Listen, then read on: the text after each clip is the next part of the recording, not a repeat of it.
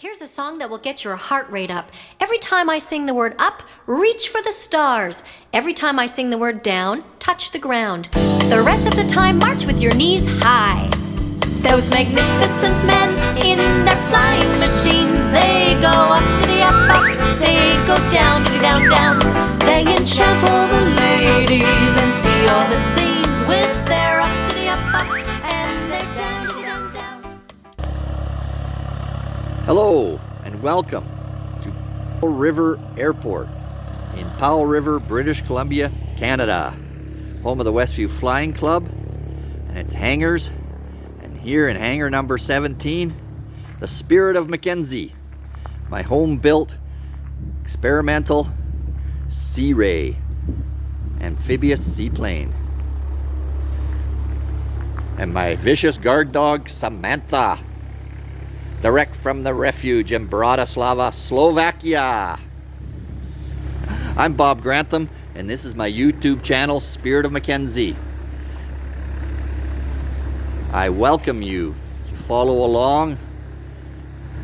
Give me a thumbs up if you think it's worth it. Subscribe, please. And comment below. I can use all the support, constructive criticism, and hi, how you going, Bob? Comments that you care to share.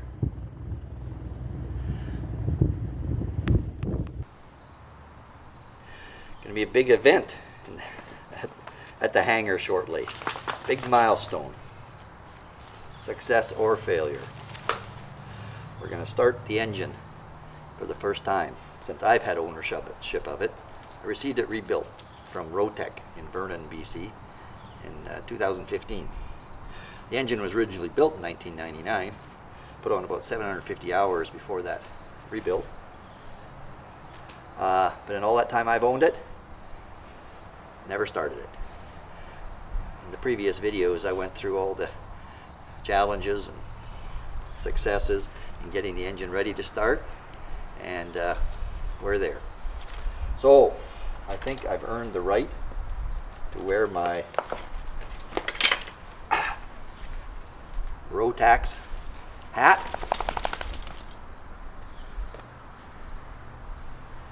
for this momentous occasion. Hey Sammy, you figure you've earned your wages already? Okay, there you go. Okay, so for the big event, I'm gonna bring up some crew. My wife, my son are gonna help me out here. I've watched a lot of videos. I've checked on the user forum for all sorts of first start tips and checks. Of course, I've got my Rotax operator's manual. I got my Rotax motor logbook, engine logbook in English. And of course, I've got one of the many manuals. This one is the installation manual from Rotax that I've been following. And of course, I've also been studying the parts catalog and the line maintenance manual and all that to make sure that I've got the engine in as safe a condition to start as possible. I really don't want to blow this thing up. That would be extremely disappointing, and not least of which to say is I would have to cut up my Rotax hat. Okay, let the event unfold. Hey, Sam, let's get you some earmuffs. Burping the baby.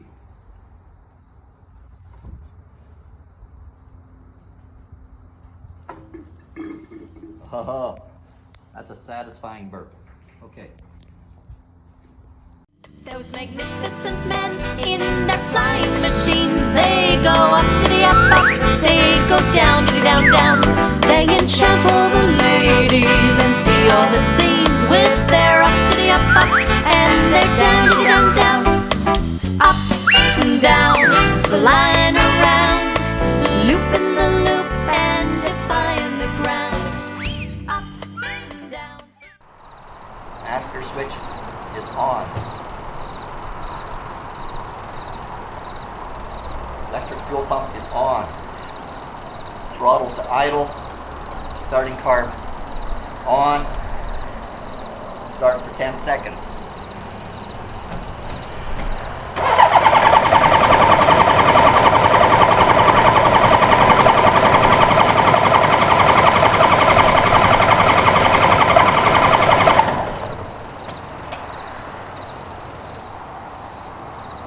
Well, I did get my oil pressure. I'm supposed to be watching for oil pressure. It went up to about 40 psi, which is good.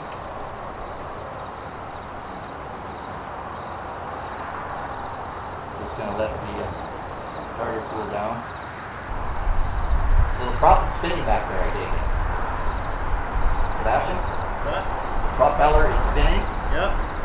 Okay. You see? I think maybe what I should do is get out. And we should just take those off, that's off, take the key out.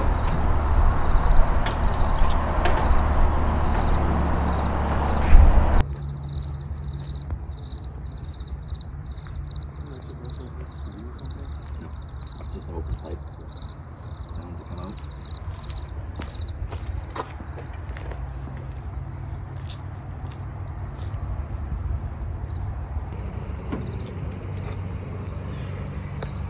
Well, I don't see any oil leaks. The coolant is still in the bottle. The battery is still at 12.3 volts.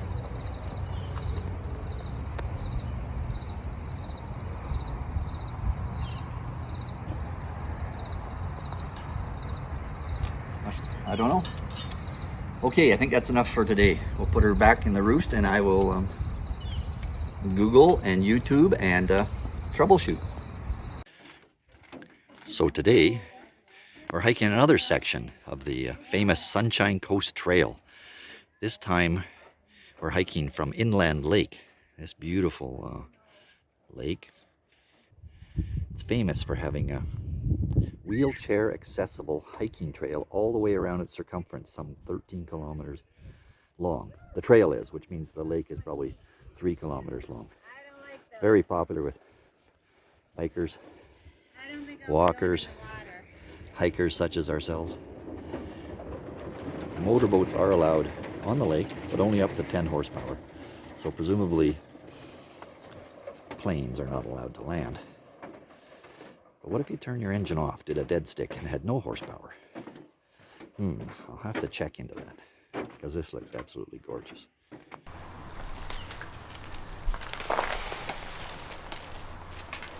Yeah. Hey, you know where the treats are, don't you? Okay, come on. Back here. Good girl. Good girl, Sammy. Okay, so as you see, first start wasn't successful. Well, not totally successful. It was successful from the point of view of the engine turned over really nicely. It just didn't fire. So now I'm in a process of troubleshooting, obviously. I've already, with Elaine's help, checked out the fuel system. We took apart the fuel hoses at the engine and at the carburetor, and turned the electric fuel pump on, and sure enough we're getting a good fuel flow to the carburetors. Took out a spark plug, tried to see if there was gas on the spark plug, to see if it's getting in the cylinders from the carburetors. Not so sure there. Next step might be to pull the bowls off the carburetors on the bottom to see if they're getting fuel into the carburetor. But I'm pretty sure that's happening. Another thing we can do is a friend who owns a automobile repair shop gave me a can of high octane primer fluid that I can shoot through the air filters and into the carb and see if at least the spark plugs will ignite the first couple of revs. Anyway, so fuel system, electrical system. So that's got me thinking about that. And I had a bit of an epiphany. I felt like, when I thought about the situation, I felt like it was a scene from The Simpsons, where Homer, the erstwhile nuclear power plant operator, is sitting in front of his process displays, and the warning lights are going off, and the annunciator is going off, and you might have seen in the video there where the clip where I was trying to start the engine and I was killing the annunciator alarms about generator, and gear. Now, gear just means that the circuit breaker was pulled by me, so that the landing gear wasn't in service. I didn't need any inadvertent landing gear movements while I was trying to start the engine. But the generator would indicate something to do with the alternator on the engine. So I'm going to look into that right now, check basically the wiring, and what of course I'll also do is I'll refer back to my power bus installation and startup manual, which I didn't pay a lot of attention to when I was assembling the components of the electrical system in the spirit of Mackenzie, because frankly I didn't need to at the time.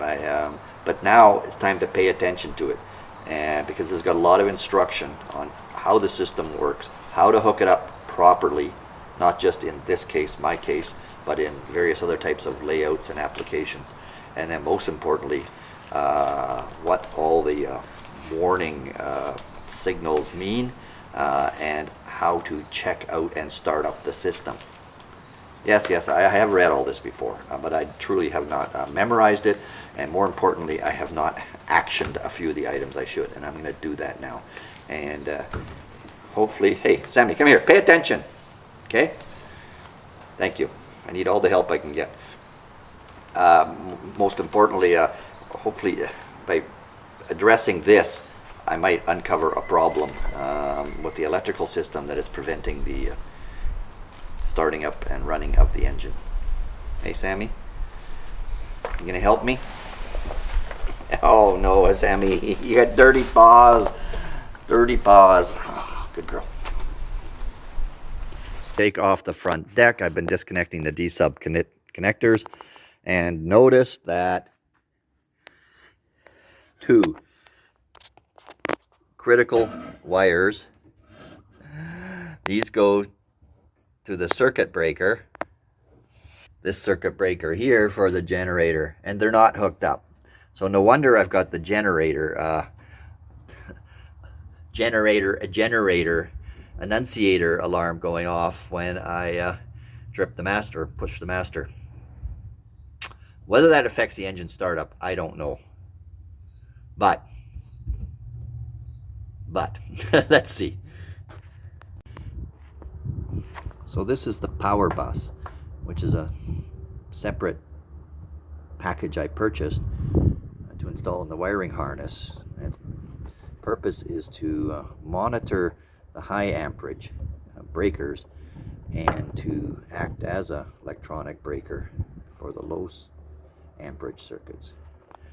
So just going through the manual, I noticed I had the lock washer and the nut on both of these heavier wires, one on each end. I had the washer nut back to front. I'd say be careful about that. Don't put the lock washer right on the circuit board. So I checked those and also tightened them up, and lo and behold, of course, one of them was loose. Also put some dielectric grease on them. And then one other thing I did is I noticed my little red annunciator button for the power bus never turned on, never lit up, even though it seemed to be functioning as a push button. So following the manual, I reversed the orange and yellow wires there, and let's see when we start it up now if the light will actually function. Okay, and then just check miscellaneous other wires, cables, especially around the circuit breaker down in here for the generator, to make sure that the wiring was correct and secure. And then I'll make sure when I put the deck back on this time that I hook up these two heavy gauge wires that actually hook the circuit breaker into the system. Okay, let's put the deck back on and try the power bus. Check that the generator and the gear actuator circuit breakers are not tripped. They're both in service. Turn battery master on and the power bus will be energized, and the red power bus warning light should remain extinguished. Okay, here we go.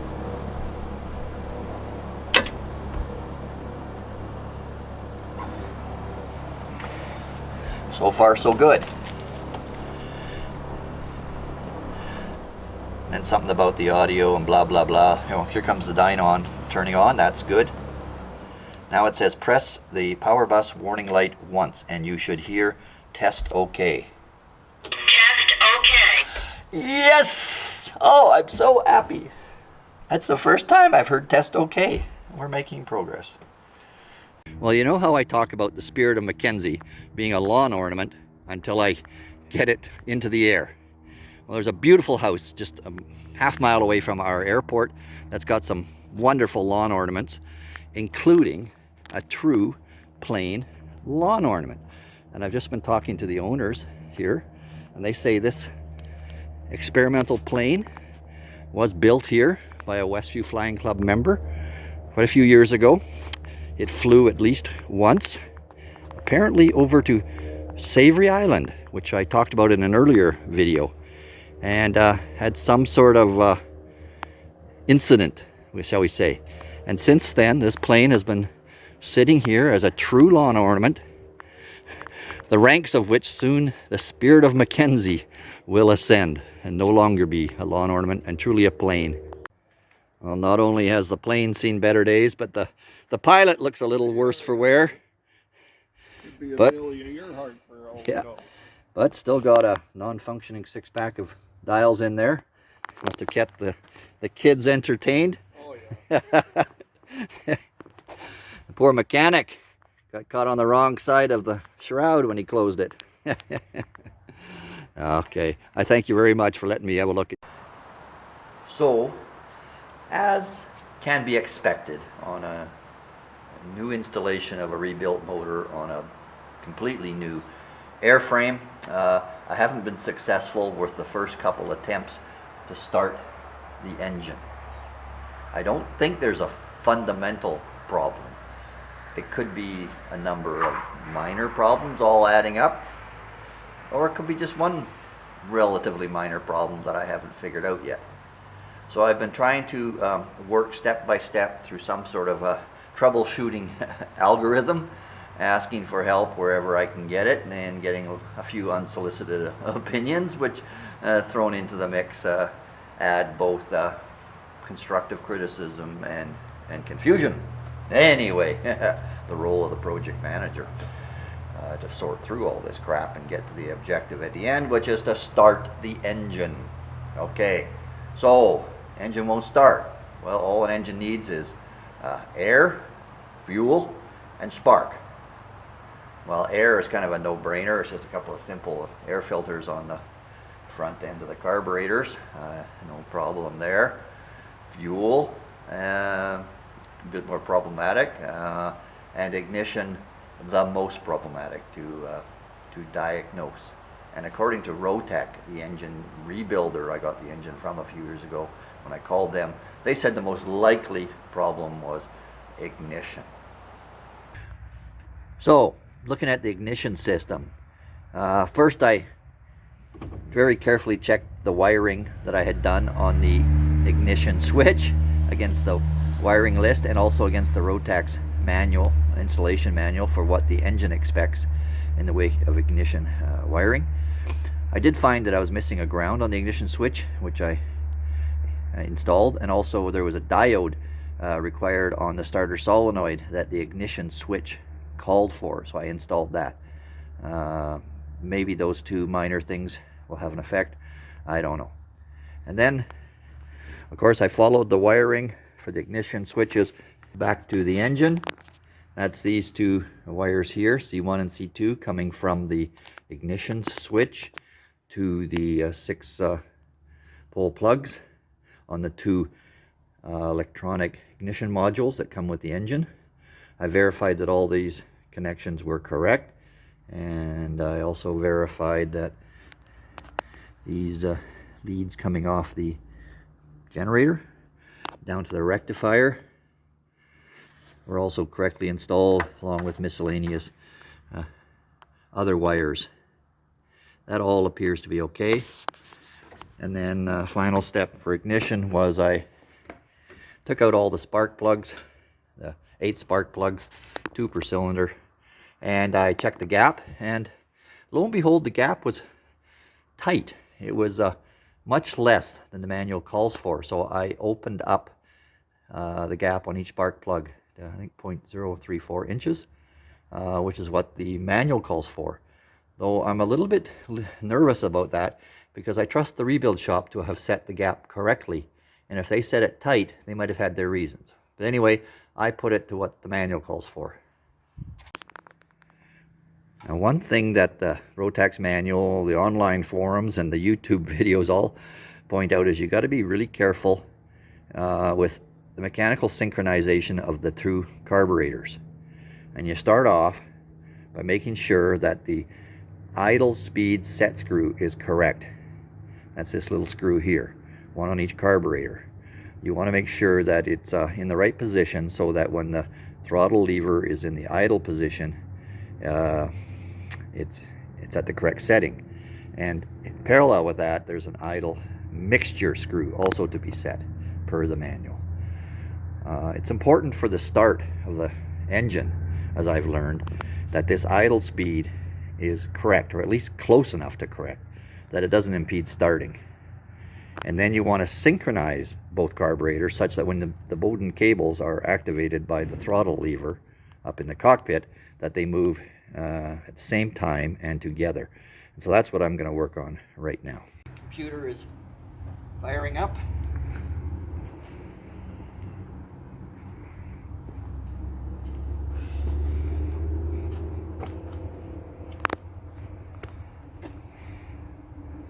Okay.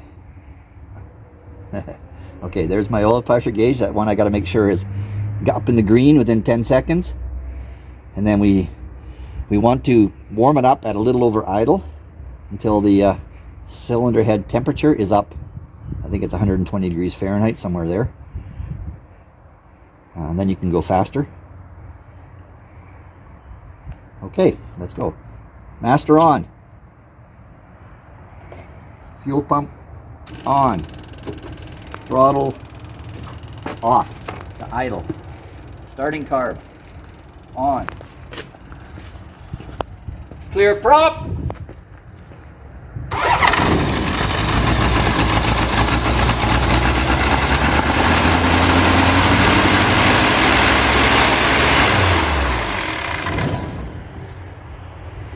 It's running away.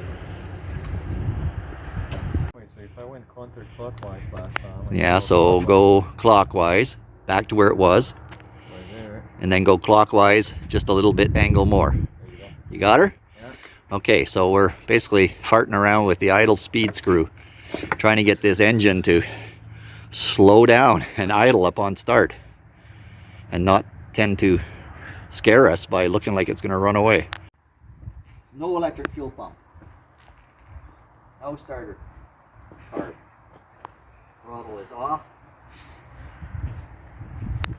Clear prop.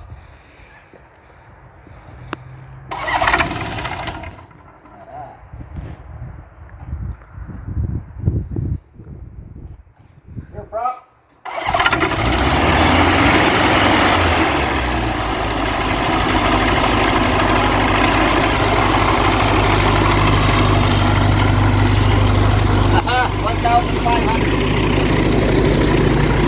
Okay, that's a better idle speed. 1,500. Have to give it a little bit of throttle to get it to start. Right.